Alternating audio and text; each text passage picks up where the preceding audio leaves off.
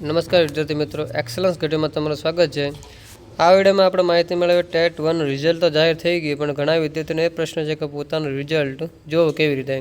તો તેના વિશે સંપૂર્ણ વિડીયો આપણે બનાવ્યો છે કે સ્ટેપ બાય સ્ટેપ કે કેવી રીતે તમે આ પ્રમાણે જો સર્ચિંગને વિડીયો પ્રમાણે કરશો તો તમે પણ તમારું રિઝલ્ટ જોઈ શકશો।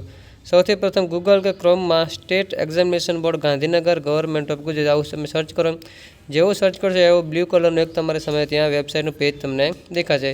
ત્યાર પછી નીચે જે ત્રણ લાઈન દેખાય છે ડોટ પર ક્લિક કરવાનું। જેવું 3 લાઈન ડોટ પર ક્લિક કરશો એટલે આવું એક મેનુ તમારી સામે ખુલશે, જેમાં home, apply online, upload photograph, એમાં નીચે જે રેડ કલર રાઉન્ડ કર્યું છે પ્રિન્ટ રિઝલ્ટ તેના પર તમારે ક્લિક કરવાનું।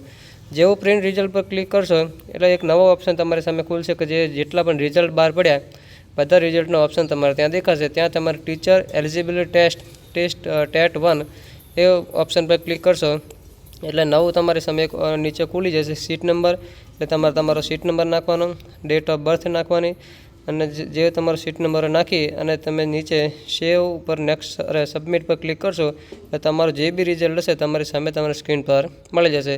તેથી આ વિડીયો દરેકનો ઉપયોગી થાય તેવો છે। દરેક તમારા જે ટેટ 1 એક્ઝામ આપી અને રિઝલ્ટની રાહ જોઈને બેઠા હતા, રિઝલ્ટ પણ આવી ગયું છે, તેમને મોકલો, તે પણ પોતાનું રિઝલ્ટ આ રીતે પોતે જોઈ શકે। Thank you.